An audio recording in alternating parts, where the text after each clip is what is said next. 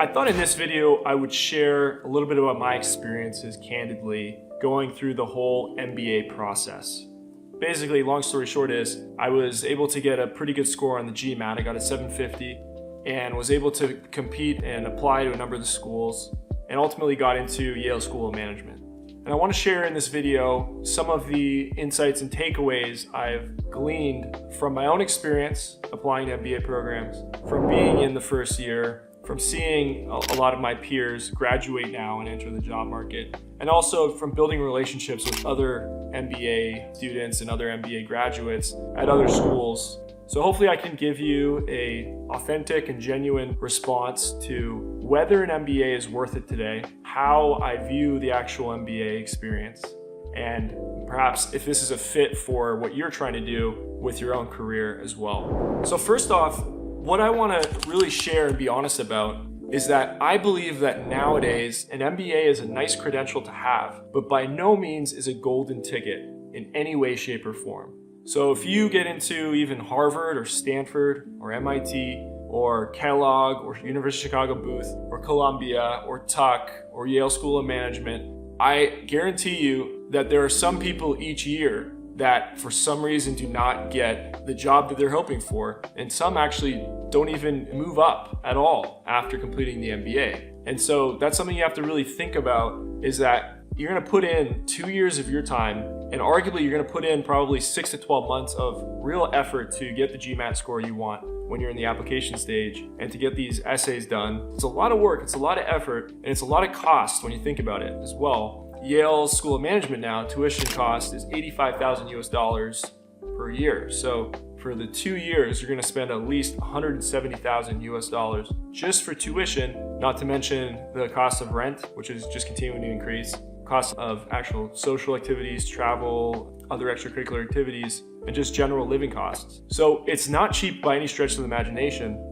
And while you're in the program as well, you're really not building real-world experience, which is important as you're starting to emerge in your career. And you're not really building the cutting-edge techniques, the cutting-edge knowledge of your industry. So depending on which industry you're trying to get into, this could actually be an issue for you. And it's hard to learn those skills if you're in a business school, because the business school is going to have theories and case studies and a faculty that are going to have the experience from past decades. And a lot of those principles will still apply for general management, financial theory, could be marketing, operations. There's a lot of really good stuff there. But to just think that if you just take these courses over a 2-year period that you're going to have the experience, you're going to have the pedigree, and that you're automatically going to be able to jump into jobs in today's economy and be an absolute leader and take over and be sought after by all the biggest companies, I don't think that's the case anymore. I think that we're in a different economic environment than what we saw in the 80s, the 90s, the 2000s before the Great Recession, where companies were really growing. And when they were growing, they were looking for these general leadership skills. They were looking for these people that were clearly bright, that understood business, and that had that pedigree from these top schools. And I think now this is less the case. I think the halo effect of coming from top 10 or top 20 or even top 5 business school is not as powerful as it used to be. Of course, it still matters. It will still set you apart, but by no means are you going to be the most sought after person in the job market. And in fact, if you have a top MBA, you're still competing with people that instead of going to the MBA school for 2 years, they stayed and they worked. And they worked in the industry that you're in, whether it be tech, consulting, finance, Fortune 500 companies. They were working and they were building real skills. They were taking on responsibility. And so basically, as you start to think about this MBA decision, you've got to really think about the opportunity cost. You've got to think about, okay, how much debt am I going into? How much money am I spending on this degree? How much time am I pouring into learning these more theoretical management principles versus being in industry and building networks in a specific industry? So really, the way I see an MBA is you literally are taking 2 steps back with the hope that you're going to be on a trajectory when you graduate of being able to get ahead in the mid to long term. And it obviously depends on the case that you have in your career. So if you're somebody coming from a non-business background, if you were perhaps an engineer, working in a nonprofit, a teacher, a journalist, like something where you perhaps felt maybe capped at a certain point, and the MBA would help you to transition into a higher paid or a better role post-graduation, then obviously that might make more sense for you, because that will transform your skill set. You're going to be able to take the skills that you had built in another profession and then add on the business component, add on the network, add on the credibility of a top MBA, and from that point on, your career will be transformed, hopefully. But if you're somebody that has already been working in industry and business or in tech or something like that, and you've already got a good career path ahead of you, you've really got to weigh the pros and cons here of this decision, particularly if you're paying the full tuition cost, because that expense is considerable. And if you invest that money in investment over time, or perhaps in real estate or something like that, your home, that's a big consideration you need to think about. I'm going to quote again Naval Ravikant, who I've really been studying recently, some of his stuff. And he says that a lot of what goes on in business schools, and he prefaces by saying there is some very intelligent stuff taught in business schools. However, he says, I don't mean to detract from them completely, but some of the things taught in business schools are just anecdotes. They call them case studies. And, like Harvard Business School, almost all of what they teach are based on case studies, which personally I find the most effective. But let's keep going. So he says they're anecdotes, and they're trying to help you pattern match by throwing lots of data points at you. But the reality is you'll never understand them fully until you're actually in that position yourself. And even then, you will find that basic concepts from game theory, psychology, ethics, mathematics, computers, and logic will serve you much, much better. So here's kind of what I have experienced completing the first year at Yale School of Management. So the way that Yale School of Management is structured, and every program and every school will be different, but at Yale School of Management, the first year is pretty much all core courses. They have something they call the integrated curriculum. But basically all it is it's teaching you the building blocks of business. It's teaching you essentially marketing 101, operations 101, human resources 101, working with virtual teams, finance 101, investing 101. Literally, you're going through all the building blocks of all of the main components of business, and you're just learning them all together. Now, the thing is that if you're somebody that's already coming from a business background or completed your undergrad in business, and you already have an interest in business already throughout your professional career, and you've read things like the Financial Times or Wall Street Journal, and you've worked in a business type industry for a number of years, in my opinion, a lot of what you're going to learn in that first year is going to be repetition. It's going to be repetitive. And in fact, it might not actually really teach you that much. And so for me, I found that to be a little bit frustrating. I found that to be a little bit kind of thinking, okay, is this all that I'm learning after the first year? Now, of course, it's going to be different if you do not come from a business background. If you come from another discipline, then it's going to be great foundational learning for you to learn a lot of these things like accounting, statistics, things like that.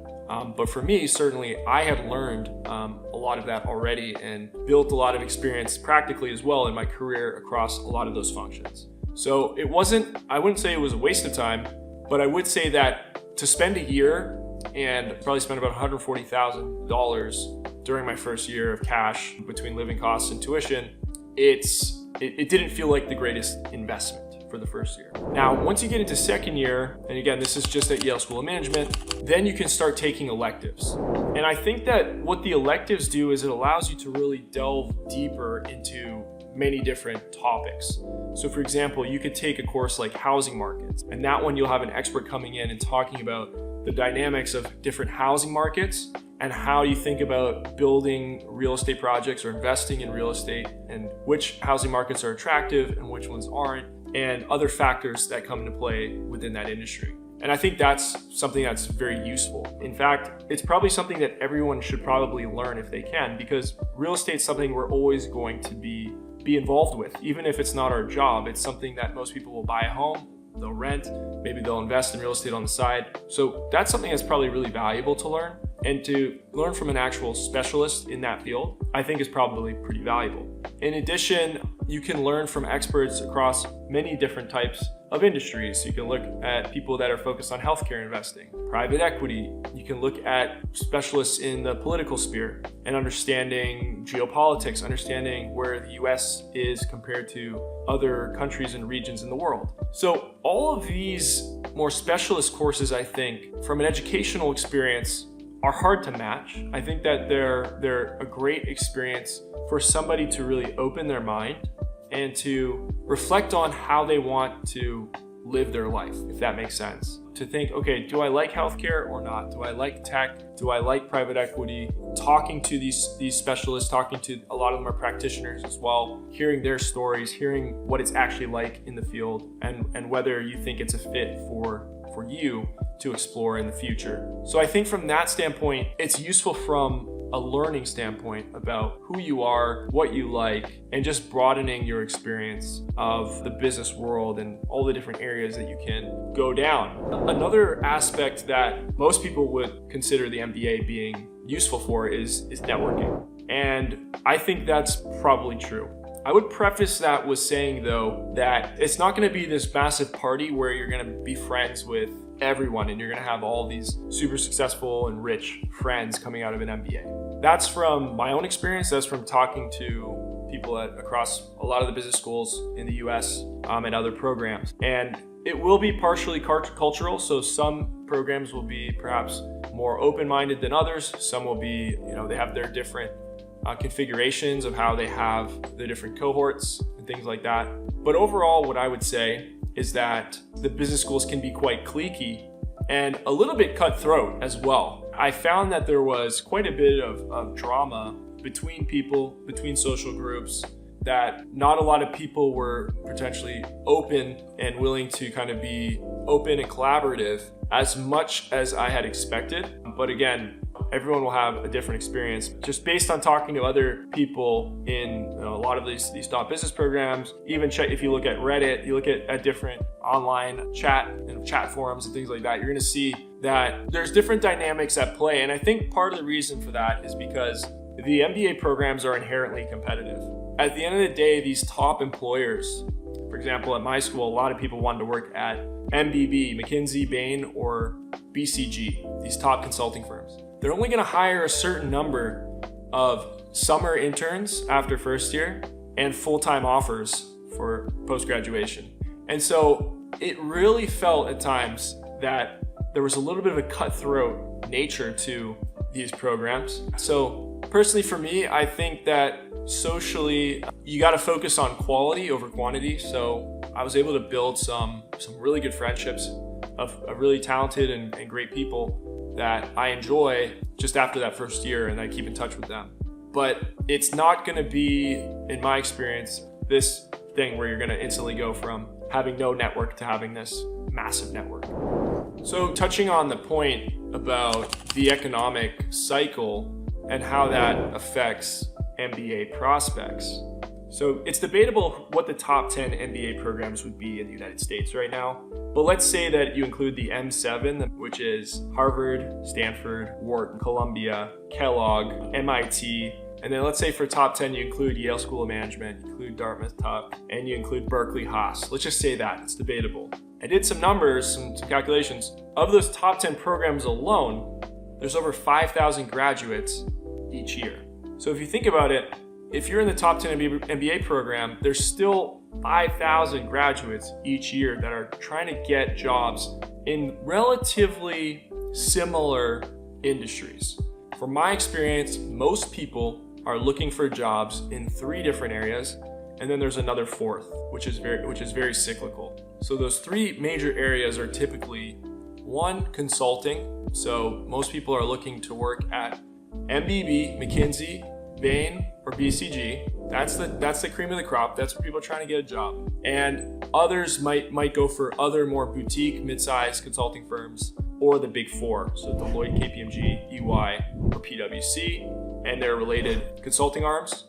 And then there's some boutiques as well.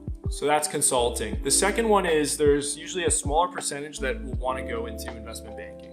So they'll be wanting to work either in wealth management, investment banking, M&A, those types of activities working at these big banks like Goldman Sachs, Morgan Stanley, JP Morgan, etc.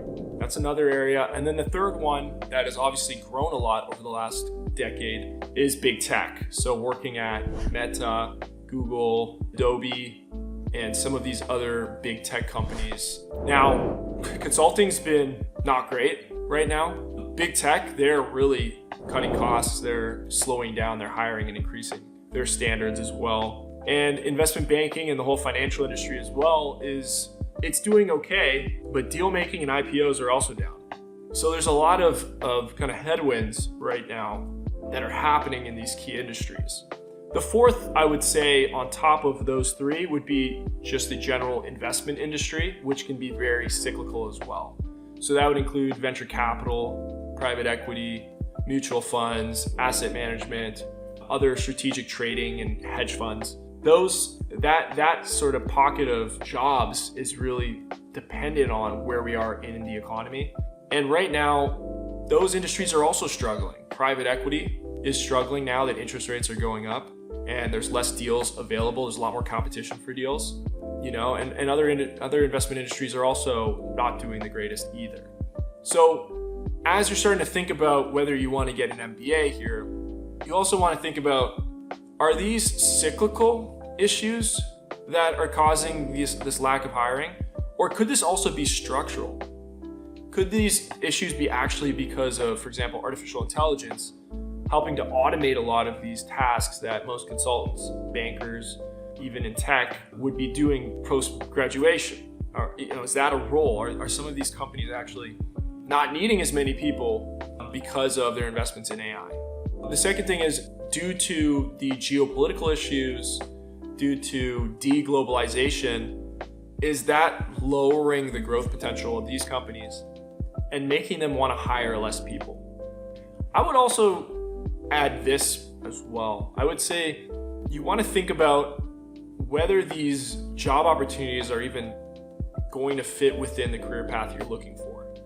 And what I mean is that just as I think the MBA has lost a little bit of its luster over the past couple years, it's definitely still prestigious to do it, but it's definitely not as prestigious as it used to be. I think also some of these post-MBA career paths are also kind of losing a little bit of their luster as well. So I think 10 or 20 years ago, if you were to work at McKinsey, then you were seen as this really rare commodity. And coming out of McKinsey, even if you chose to leave it after a couple of years, most big companies, mid-sized companies, all types of companies would want to hire you as a major executive role. And I don't know if that's the case anymore necessarily. I think that we're starting to see, because there's so many more consultants, these consulting firms have hired so many consultants now. MBB alone has, amongst them, they have tens of thousands of consultants now. And that has made them less scarce. And in addition, there's just a lot of pushback now on how valuable consulting work is. And obviously the industry is still going, so people are still using consultants, and the skill set is definitely really valuable, building a lot of hard analytical skills. But at the end of the day, I think consultants are starting to be seen as smart, as hardworking, but maybe they're not as sought after as, in terms of exit opportunities as before. And similarly with, in terms of finance, in terms of, Goldman Sachs, JP Morgan, again, these are all really prestigious roles, but maybe not as prestigious as they used to be. And you got to think about, in the next 5 or 10 years, are these roles going to be as prestigious? Are the exit opportunities as good as they were in the past, where if you worked at JP Morgan or Goldman Sachs, you could easily jump to a top private equity firm and make crazy money? Is that going to be happening in the future? Another point I want to share candidly is that I believe that doing an MBA, as I start to reflect on my experience, is probably one of the most conservative things that you could do in your mid to late 20 years. And my point with that is that, the mid to late 20s, or let's say from 25 till 30, those are really important years in your life, because at that point, you've got your college degree, you've got some years of work experience, you've built a little bit of a network, and you kind of understand a little bit of how the world works. But you still don't have likely family or kids, or potentially you probably don't even have a mortgage yet. So you've got these years where you are very flexible. You don't have a lot of things taking away your time. You can really focus. You can really build something. And so if you're somebody that's been interested in entrepreneurship, working towards something maybe a little bit unconventional, I think it's actually probably better for those years to just try that thing. And I've heard people say, even people have told me, no, you should get your MBA, and then once you do your MBA, you've kind of got that insurance policy, then you can try the big thing. Some people do that, but I think it's a lot harder to do that because once you've done the MBA, you're kind of like 2 years, you haven't gotten much work experience except for a summer internship. You've spent $250,000 without earning any money. So to make that math work, either you're massively in debt or you spent most of your money and you have no savings left. And so it kind of puts you in a bit of a vulnerable position post-graduation to do that entrepreneurial venture. And at the same time, there are some people that said, well, you can work on your venture during the MBA program. I don't see many people doing that. I think it's actually really hard to do that during an MBA program, partially because so much of your time is taken up by classes and other social events, but partially also because of the actual environment that you're in. Most MBA students are extremely conservative. They're extremely risk averse. And that culture and that mindset is going to affect the way that you feel about your entrepreneurial idea or venture. And so I think it's actually really hard to work on an entrepreneurial venture if you're in that social environment. And that's what I've experienced, and partially why I took some time off after first year to focus on some of these things. And I've heard the same from others as well. So I don't care what your MBA program says on the brochures, entrepreneurs are typically not very welcome.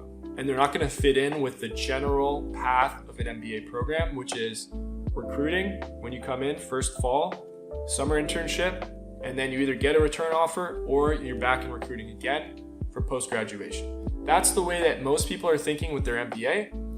And it makes sense because you're spending so much money, you need to get a high-paying job post-graduation. It's just the way it works. It's the way the system perpetuates itself. So I would actually say if you really want to go all in on an entrepreneurial venture, I would say skip the MBA. I would say just go for it because you don't have that many years left to try something out, and you need to be able to fully focus on that venture if you want it to succeed. And another question that some people might be asking me is an MBA fun? Because a lot of people think if I do this MBA, that's going to give me a 2-year break from the working world. And a lot of people perhaps in their early career don't like their jobs, or maybe in general, people just don't like working. So they think that if they do this MBA program, it's going to be 2 years of partying, meeting these really cool people, traveling the world, and just living this amazing existence. And from my experience, and from again, talking to a lot of MBAs, I would not say that in general that is true. I don't think an MBA program is going to be this pinnacle experience for most people. I think, like I said, it's a difficult social environment to navigate. You're gonna meet some great people, but you're also gonna have some other dynamics at play that might affect how fun it is. The second thing is that it's actually a lot of work, not in an academic rigor sense, but just in terms of managing your schedule between all of the different social events, extracurriculars, group projects, recruiting, if that applies to you, and just maintaining that social fabric while you're there, because that's part of the reason why you're there. So I found that it's a high pressure environment because people know they're putting in so much time and money into this degree that they're kind of stressed. I felt like a lot of people were stressed. They were focused on interviews. They're focused on trying to get the grades. They're trying to get these positions and extracurriculars. They're trying to network and get coffee chats with people at all these companies. And it's kind of hard to have a fun, laid back environment under that type of strain. In MBAs, people realize they need to get a job. They need to recruit, and they feel a lot of pressure. They feel a lot of insecurity as well. They feel a lot of insecurity about whether they're going to measure up, whether they're going to compete with other people in their program and other programs nearby. So it's basically, if you're trying to do this MBA for fun, if you're going to take 2 years and $250,000. There's a lot more ways you can have fun in this world, and even consider taking a 3-month sabbatical from work if they would allow you, and just go travel or go do a hobby, go to Italy and take a cooking class. Like, there's other things you can do if you want to kind of explore your hobbies and your passions and explore, have fun, and be around more laid back people than doing an MBA. So that's my view on that. Kind of closing off on a positive note, what are some of the intangible benefits of doing an MBA, especially at a top program? So number one, I would say, is definitely friendships. And that's dependent on you. That's dependent on your ability to connect with people, maintain those relationships. But overall, as we go through life, as we go through professional world and adulting, it's a lot harder to meet new friends. So if you have friends from college or from high school or from your hometown, then you'll be able to maintain those friendships. But building new, real deep friendships, I find, is really hard. And in an MBA program, because of the strain, the stress, the drama, the cliquiness, the people that you end up gravitating toward and kind of being a part of their group, those people are going to become pretty close friends if you manage it correctly. And even if it's only a handful of people, 5, 10, 20 people, obviously with different, maybe 30, maybe 50, but different levels of a connection, still, those are friendships that you can maintain in your professional career going into your 30s.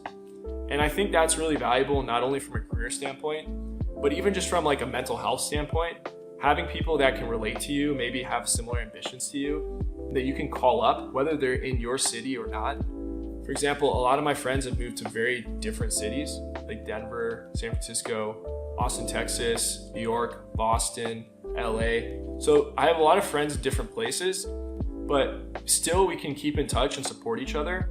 And I think that's something that's really valuable. Even if it's not a financial payback, just having friends, because at the end of the day, friends are one of the most important things in life. The second thing I would say is that you do get a bit of a halo effect. Obviously, you don't want to be arrogant about any degree or education you have, but when people find out that you went to a school like Yale, even if it's an MBA program or another top school, there is that level of prestige that comes with that. There's a level of a halo effect that comes with that. And I would say it also comes in terms of the dating scene as well. So if you come from a top MBA program, it might help you in the dating world. Just to show that you're somebody that is well educated, well connected, relatively smart, and having something going for you, I think it helps set you apart. At the end of the day, does that make it something that is worth investing 2 years of your life and $250,000 plus? Well, that's for you to decide. So I hope that you enjoyed this video. My name's Nate. I've spent years working in different entrepreneurial ventures. I used to work in finance. Now I'm finishing my MBA at Yale School of Management. Love making content, love thinking deeply about the world of business, entrepreneurship, living a great life in this crazy world we live in. And so if you find this content interesting, please give this video a like, maybe consider subscribing, share some of your thoughts on your experiences with higher education in the comments below. I hope it's been valuable for you, and feel free to connect with me on social media, LinkedIn. I'll put my links in the description below, and looking forward to talking to you again. Thank you.